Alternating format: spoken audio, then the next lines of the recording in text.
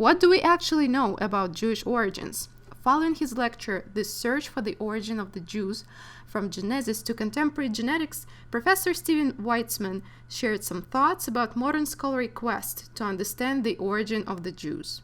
Professor, during your lecture, you spoke about theories about origin of the Jews that challenge traditional beliefs. Well, for as long as there have been Jews have believed that they come from common ancestors, Abraham, Isaac, and Jacob, that the people of Israel was formed through the Exodus from Egypt, and other biblical events.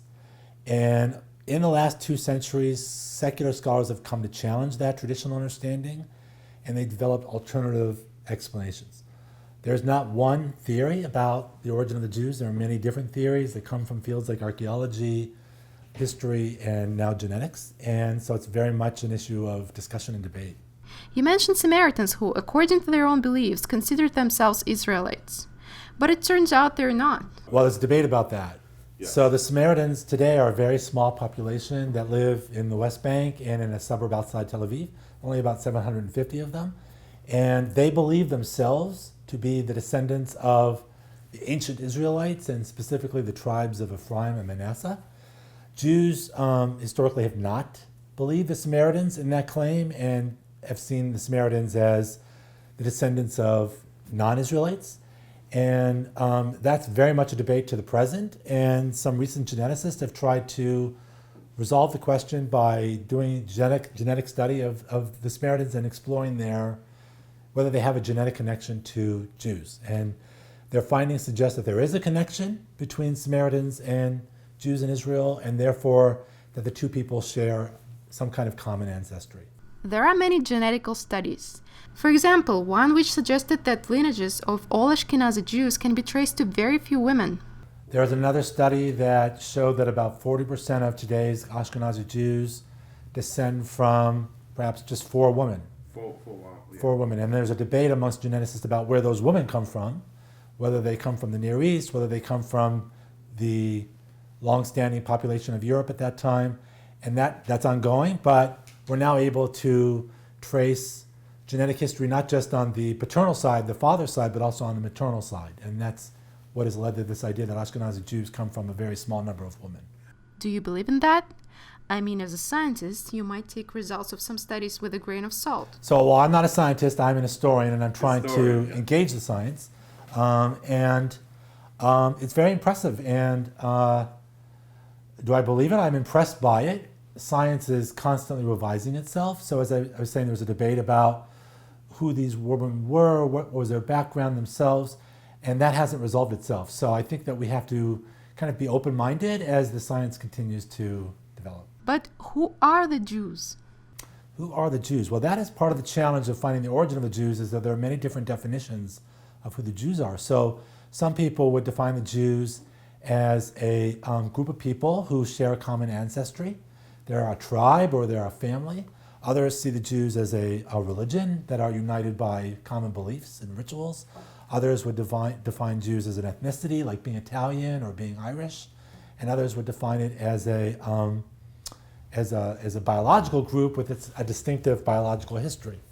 So there are many different conceptions of Jewishness, and each one of those ideas leads to a different understanding of what their origin might be. If you look back 20 years ago, what do you think were the major breakthrough in our understanding of the origin of the Jews?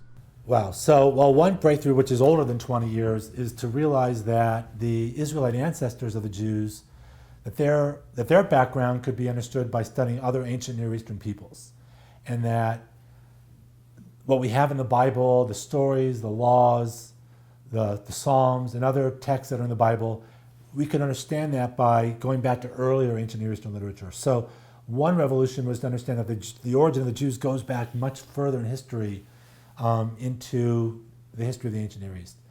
A second revolution, which again is older than 20 years, is to understand that Judaism and the Jews are different from the Israelites, and that Judaism is different in profound ways from the religion of ancient Israel, and that it requires a different explanation to understand how the religion of the Hebrew Bible became what we call Jews or what we call Judaism today. That's a long story that takes many centuries to unfold. And the third revolution is to understand that Jewishness is always being reinvented, that what it is to be a Jew today is different from what it was 200 years ago. It'll probably be different 200 years from now than what it is today. And that Jews are constantly reinventing their identity as they find themselves in new cultures and in new settings. During your lecture, you mentioned the story about the third president of the USA, Thomas Jefferson, that genetics found some links to his Jewish ethnicity. Not to Jewish ethnicity, but I mentioned a famous genetic study which showed that some of the descendants of Jefferson's slave, Sally Hemings, had a genetic relationship to Jefferson, suggesting that maybe he was the father of a child or children with his slave. But that evidence, as I went on to say, is ambiguous, and it might be that it shows that Jefferson is the father, but it's also possible that his brother was the father, or one of the other Jefferson males at that time in Virginia were the father. So my point was that the genetic evidence, it's intriguing, but oftentimes it's more ambiguous than the media reports it to be. But what was the Jewish connection there? There was no direct Jewish connection. My point was that that's an example of how the genetic evidence is a little more ambiguous than it appears, and the same thing is true of genetic studies like the Kohanim, the priests. What looked like genetic evidence to show that Kohanim today all come from a common ancestor, that genetic evidence has been challenged. In the Soviet Union, many Jews didn't register their kids as Jewish. And now there are all these possibilities for the genetical testing. What do you think about this? Would you trust such testing? Well, that speaks to why there's so much fascination amongst Jews in genetics. It's really become a tool for recovering a lost identity. And for Jews who were in the former Soviet Union, it's about recovering an identity that was lost during the repressive age of the Soviet Union. For Jews in the United States, it's about recovering an identity that was lost when their grandparents migrated to America or when their family was decimated by the Holocaust. So part of the reason that Jews are so interested in this kind of research is it's a kind of a connection to a history that's been lost. Yeah. Now, do I believe it? I'm definitely open to it, but as I was saying before, the science is evolving quickly, and so I kind of want to suspend judgment until we see where things go with new research. When you research something that has personal connection to you, you might something of extreme interest. During your studies, did you come across of anything like this? Well, for me, part of what motivated my interest in this topic was I realized at a certain age that I just knew far too little about my own origins. I know my father, obviously, my grandfather, but I really knew nothing about any of the generations before my grandfather who lived in Europe, and that was embarrassing to me. So part of this is about why I know so little about where I come from, and it's an effort to kind of pursue my curiosity about my own origins. But the other reason I was interested in it is because origins play such an important role in contemporary political life. I mean, we divide people up based on their country of origin. The Israeli-Palestinian conflict is in part a conflict about who was there first. So origins kind of impinge on political life and shape political attitudes in a way that I find both fascinating and also a little disturbing. So I wanted to explore that. So you think we'll find out even more about the origins of the Jews in the near future?